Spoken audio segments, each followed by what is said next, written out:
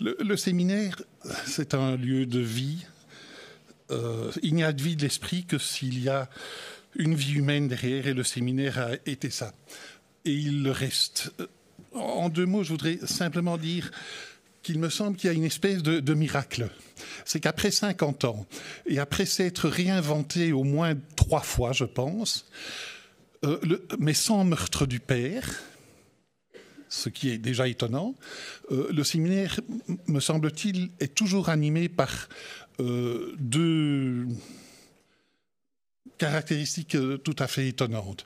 D'une part, l'accueil réel, pas l'utilisation, l'accueil réel des juristes aux autres disciplines, et d'autre part, l'accueil de tous les intervenants à égalité avec les autres. Pour moi, l'expérience du séminaire, depuis plus de 40 ans, c'est celle d'une tablée où tout le monde est traité de la même façon. C'est très étonnant, et ce ne serait pas étonnant, comme me le faisait remarquer quelqu'un, que ces caractéristiques du séminaire, héritées, on ne peut pas ne pas le citer une nouvelle fois, de Michel Védéka, auquel je joins Jacques Dabin et François Host, ce n'est pas étonnant que cette caractéristique du séminaire soit la racine du miracle qui fait qu'après 50 ans, il est toujours aussi jeune. Voilà. Alors, nous allons. Le thème de ce panel, c'est retour au droit naturel.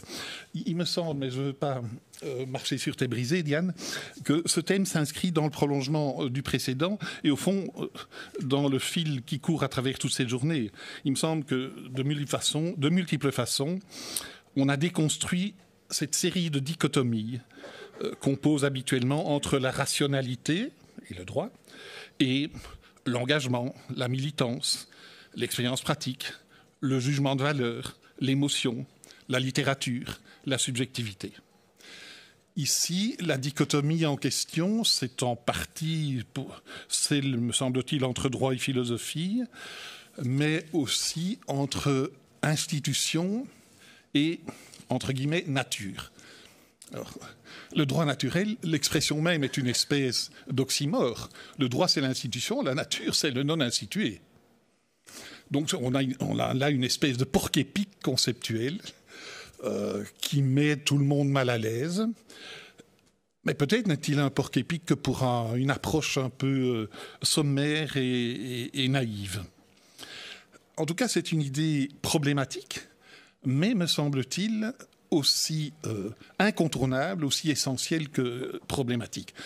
Incontournable, me semble-t-il, pour revenir à un des apports des travaux du séminaire, parce que l'idée de nature, au fond, cristallise quelque chose comme la nécessaire dimension de légitimité, sans laquelle le droit n'est pas du droit, mais de la force.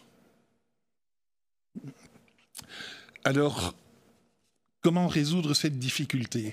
Castoriadis remarquait lucidement, il y a déjà longtemps, qu'entre la police et la physis, entre l'institution et la nature, il n'y a pas de place dans notre ontologie, disait-il, pour le nomos, pour la loi.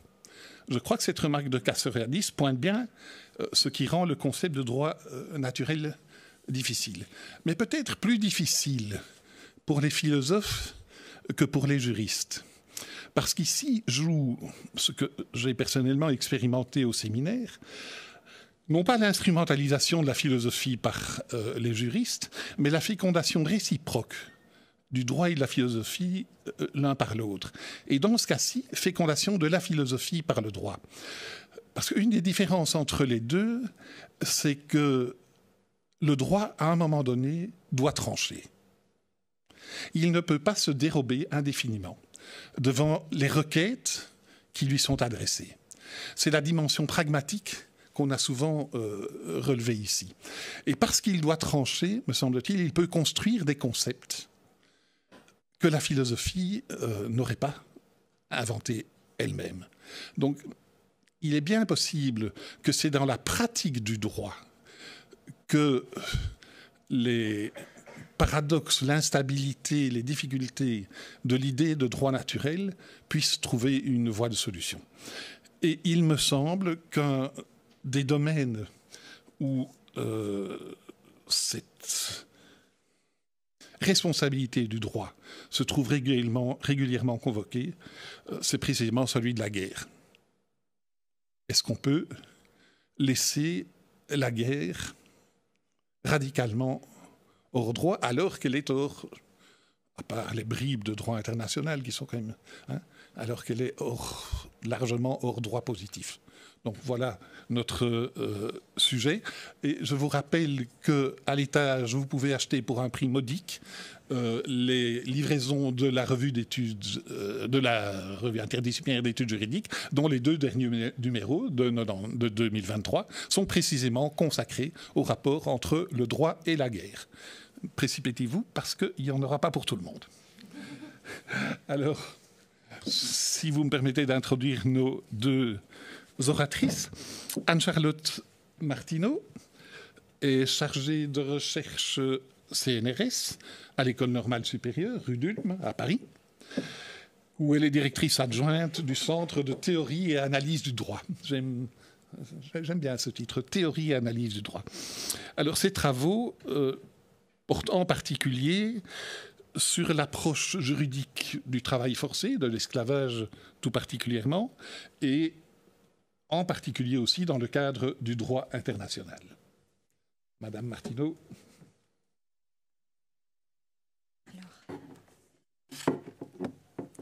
Alors merci, et je suis très contente d'être parmi vous, même si c'est un défi que d'être le dernier panel d'une journée aussi longue et riche. Et je remercie Diane Bernard pour l'invitation. Donc, quand on avait parlé de cette journée d'études, je lui avais proposé de réfléchir au retour de la guerre juste en droit international, que je conçois ici comme un langage, ou mieux comme un discours doté de sa propre structure argumentative.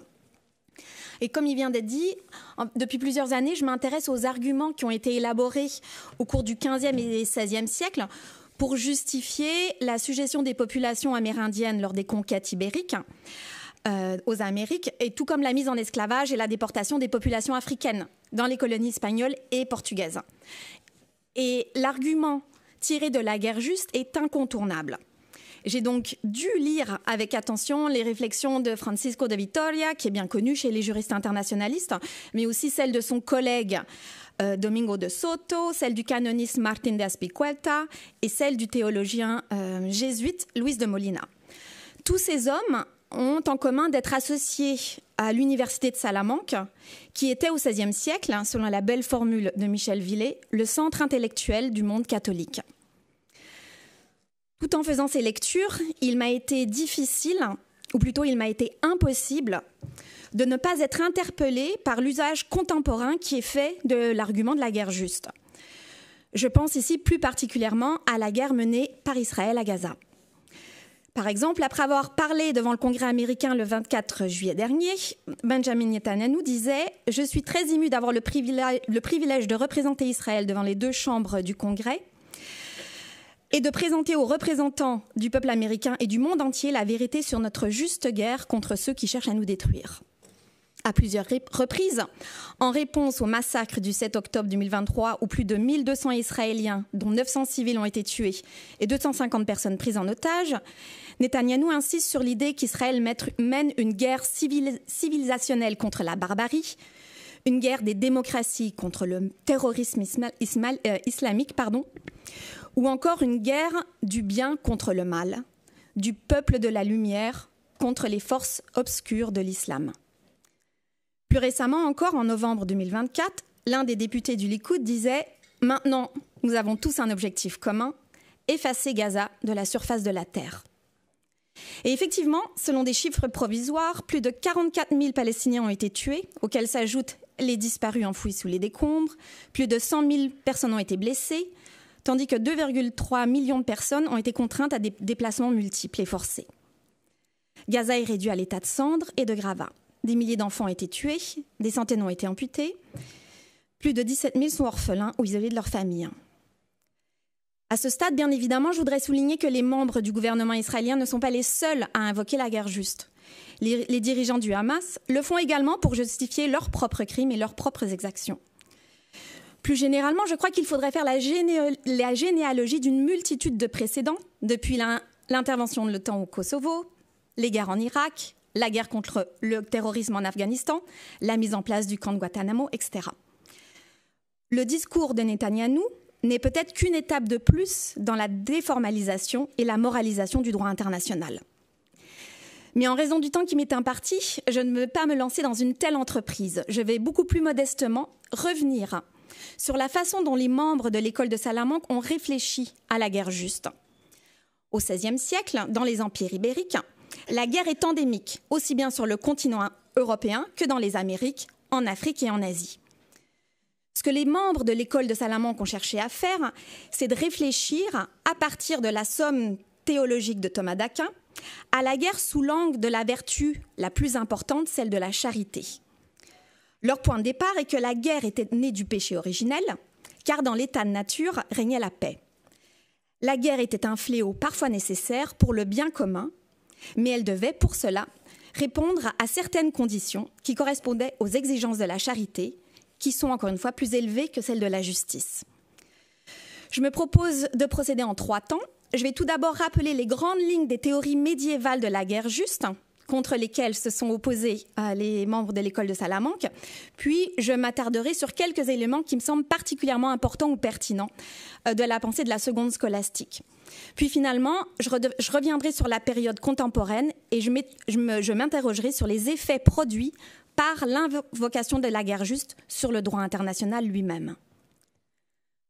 Pour contextualiser les réflexions des membres de l'école de Salamanque, je pense qu'il est important très rapidement de revenir sur ou de faire un état des lieux de la situation à la fin du Moyen-Âge. L'une des préoccupations les plus importantes alors concernait les relations que les chrétiens entretenaient avec les non-chrétiens, c'est-à-dire les musulmans d'Espagne et d'Afrique du Nord, les Mongols et les Tartares, et les Slaves de Lituanie et de Prusse orientale. Dans quel cas y avait-il guerre juste ?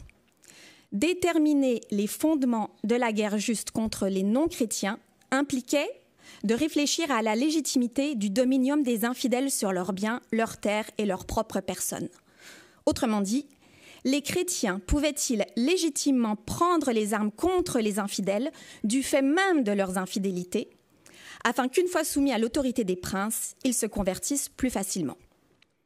On peut aujourd'hui distinguer 2 positions. La première s'illustre par les réflexions du pape Innocent IV, qui insistait sur la nécessité de convertir les infidèles plus par la persuasion que la contrainte.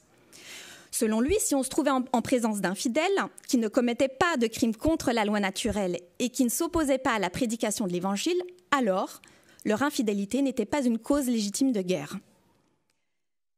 La seconde position est plutôt associée à des noms comme Henri de Sus ou Gilles de Rome. Ces 2 canonistes du XIIIe siècle faisaient dépendre le droit de posséder, c'est-à-dire le dominium, sur la grâce. Ils estimaient qu'aucun infidèle ne pouvait avoir un vrai dominium sur ses biens et ses terres, car le pape était le souverain temporel de tout l'univers, y compris des terres infidèles, qu'il pouvait donc prendre et redistribuer. D'après eux, toute guerre contre les infidèles était juste par le mérite de la foi, l'objectif étant de faire reconnaître la suprématie du pape. L'opposition que je viens de dresser très rapidement entre ces 2 théories doit sans doute être nuancée, pondérée, dans la mesure où les conséquences ou les applications pratiques de ces théories n'étaient pas nécessairement très différentes. Ce que je veux dire par là, c'est que tous défendaient une forme de pouvoir direct ou indirect du pape dans l'ordre temporel, et tous considéraient la guerre contre les infidèles comme étant juste. La Reconquista étant le premier exemple. Alors, l'une des innovations des membres de l'école de Salamanque a été d'écarter le pouvoir du pape dans l'ordre temporel.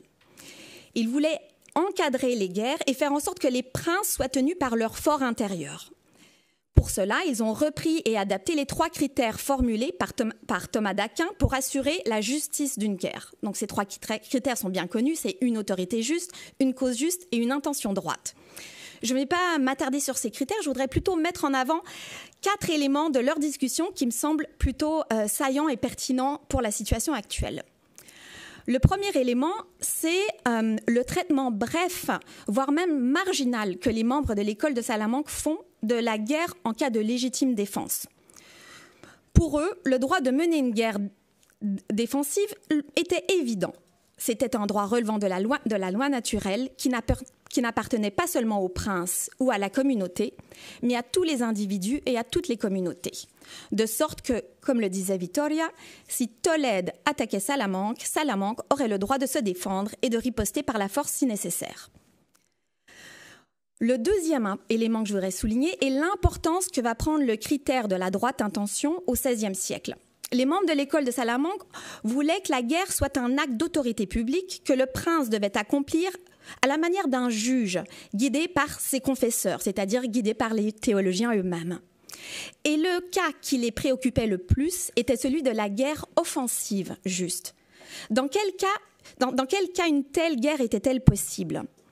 Alors ils ont mis en avant, disons, 3 types de causes, à savoir la défense des droits de la République et de ses membres, la restitution de ce qui aurait été pris illégalement et la punition des malfaiteurs.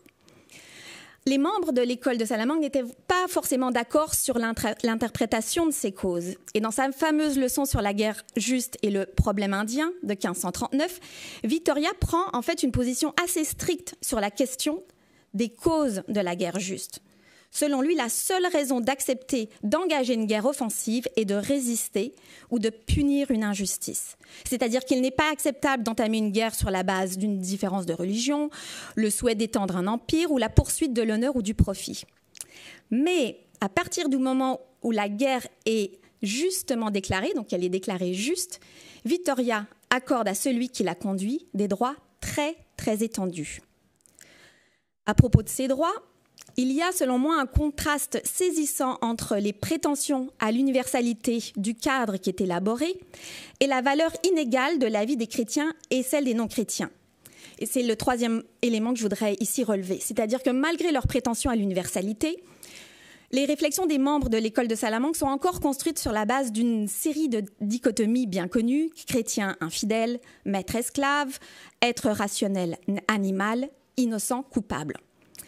C'est moins perceptible qu'à l'époque médiévale, mais les conséquences sont drastiques. Par exemple, quand Vittoria s'interroge sur la question de savoir s'il est légal de tuer après la guerre tous ceux qui sont coupables, il répond que cette mise à mort généralisée ne contribuerait pas au bien commun et qu'elle irait à l'encontre de ce qu'on appellerait aujourd'hui le principe de proportionnalité. Mais il y a des exceptions selon lui, et je le cite. Il dit « Parfois la sécurité ne peut être obtenue sans la destruction totale de l'ennemi. C'est particulièrement le cas dans la guerre contre les infidèles, sur lesquels on ne peut compter pour aboutir jamais à une paix. Aussi le seul remède est-il d'éliminer tous ceux d'entre eux qui sont capables de porter les armes contre nous, étant donné qu'ils sont toujours déjà coupables. » Le dernier élément que je voudrais mettre en avant est le facteur du temps dans les nombreuses réflexions qui ont été faites relatives à la guerre juste et de son application au phénomène de colonisation des Amériques. Au fil du temps, c'est-à-dire tout au long du XVIe siècle, on décèle une tendance à considérer les populations autochtones de manière de plus en plus préjudiciable. Au départ, elles sont considérées comme étant innocentes dans la période qui précède l'arrivée des Espagnols et des Portugais et dans la période qui suit immédiatement leur arrivée. Ça signifie qu'ils sont propriétaires de leur territoire, de leurs biens et de leurs personnes. On ne peut leur faire la guerre. À ce moment-là, ils ne sont pas coupables d'infidélité et ils sont même moins coupables, dit Vittoria, que les chrétiens quand ils commettent un péché mortel du fait de leur ignorance. Mais leur implacable résistance contre la présence des Espagnols et des Portugais transforme ces ennemis innocents en ennemis perfides. Et c'est particulièrement flagrant dans les écrits de Luis de Molina. Les peuples autochtones, que ce soit aux Amériques ou en Afrique, entrent alors dans la catégorie des barbares, formulation d'alors qui fait écho aux propos de Barbara Truffin ce matin, c'est-à-dire que la formule classique était de dire que ces peuples sont sans foi, sans roi ni loi, ce qui justifiait qu'on leur fasse la guerre et ce qui justifiait aussi leur asservissement. Alors, en quoi ce détour très bref par l'histoire est-il instructif ? Les réflexions des membres de l'école de Salamanque font débat en droit international, encore aujourd'hui. Pour certains, elles constituent les jalons fondateurs d'un droit international séculier. Pour d'autres, elles fondent au contraire la tradition européenne de la pensée colonialiste. Mon propos ici n'est pas de trancher ce débat, même si vous aurez sans doute compris de quel côté je tends à m'inscrire. Mais ce sur quoi je voudrais mettre l'accent, c'est plutôt ceci. C'est alors même que les membres de l'école de Salamanque ont, je pense, véritablement cherché à encadrer la justice des guerres, à défier l'autorité du pape et à faire reposer la justice des guerres sur la raison dont sont dotés les princes, ils ont été pris à leur propre jeu ou par leur jeu. Ils ont été confrontés à la difficulté d'inscrire de nouvelles expériences, telles que la rencontre avec l'altérité, dans un schéma universel où les questions de justice auraient toujours été déjà résolues. Cela les a conduits à formuler des raisonnements contradictoires et à appliquer des règles empiriques qui, finalement, ont permis de justifier l'injustifiable. De la même façon, l'argument de la guerre juste permet aujourd'hui au gouvernement d'Israël de transformer une opération militaire défensive déclenchée contre le Hamas à Gaza en un processus d'anéantissement et d'éradication de toute une population. Il n'est plus question de proportionnalité ou de non-discrimination des cibles attaquées. J'ai d'ailleurs sciemment mis de côté le vocabulaire du droit international. Comme au XVIe siècle, l'argument de la guerre juste autorise de nouveaux fronts ou de réactiver des fronts anciens. Le Hamas et Gaza ont été l'objectif premier, mais maintenant, il y a aussi la Cisjordanie, le Hezbollah et le Liban. On pense ensuite à l'Iran, la Syrie, etc. Plusieurs commentateurs ont relevé que dans le discours d'Israël, au fur et à mesure de la guerre, l'importance accordée à l'argumentation juridique a régressé au profit d'une argumentation morale ou, comme je voudrais moi l'appeler en guise de conclusion, une argumentation théologique. Et je me demande quels sont les effets de cette invocation pour le droit international. Et donc j'ai réfléchi à l'intitulé de mon intervention et je me suis dit, plutôt que de parler du retour de la guerre juste en droit international, peut-être faudrait-il parler des effets du retour de la guerre juste sur le droit international. Il me semble qu'on touche ici à ce que Wittgenstein appelait la limite du monde, c'est-à-dire que le langage s'arrête ou bute à une certaine réalité. Ce n'est pas dans le cadre de ce séminaire que je vais apprendre que le jeu de l'interprétation en droit consiste à être en désaccord sur ce que nous voulons dire ou ce que signifient les règles. Comment interprète-t-on l'article 51 de la Charte des Nations Unies ? Or, il me semble que nous sommes maintenant confrontés à une autre question, qui est celle de comment parlons-nous ? Quel langage veut-on utiliser ?